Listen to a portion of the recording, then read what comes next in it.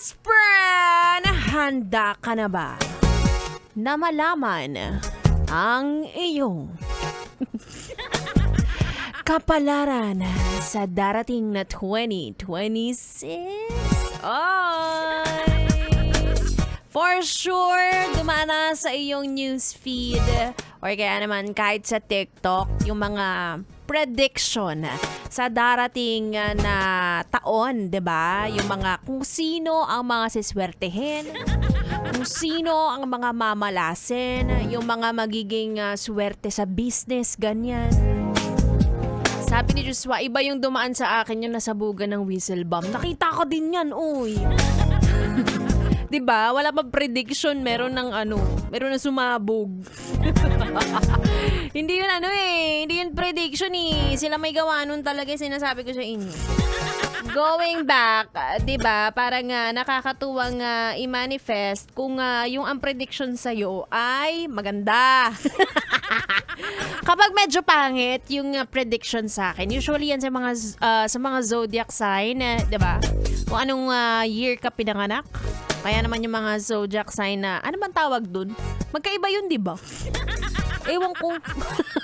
Basta yung mga prediction na dumadaan, kapag ano siya sa akin, ano ba, pabor siya sa akin, maganda yung reading, kumbaga, pinapakinggan ko. Kapag medyo pangit, wala na, nininext ko na yan.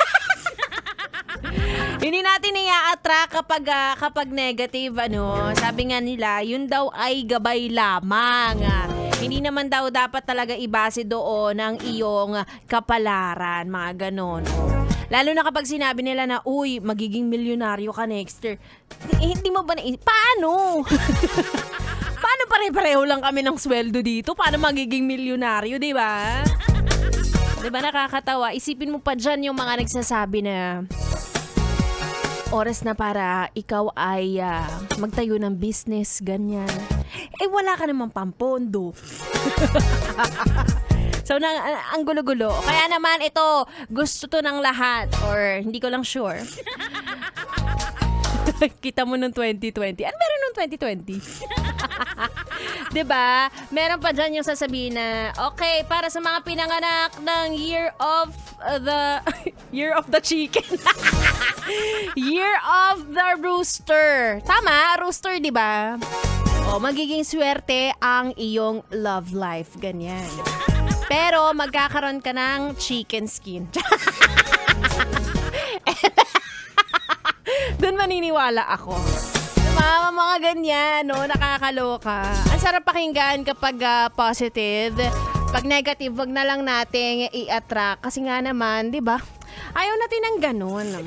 Anyway, tanungin natin mamaya si B-Boy Bibo kung anong magiging kapalaran niya.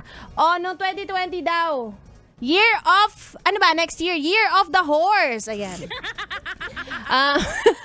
Gagaling kang mga bayo, pero hindi ka marunong mga bayo. Paano yun?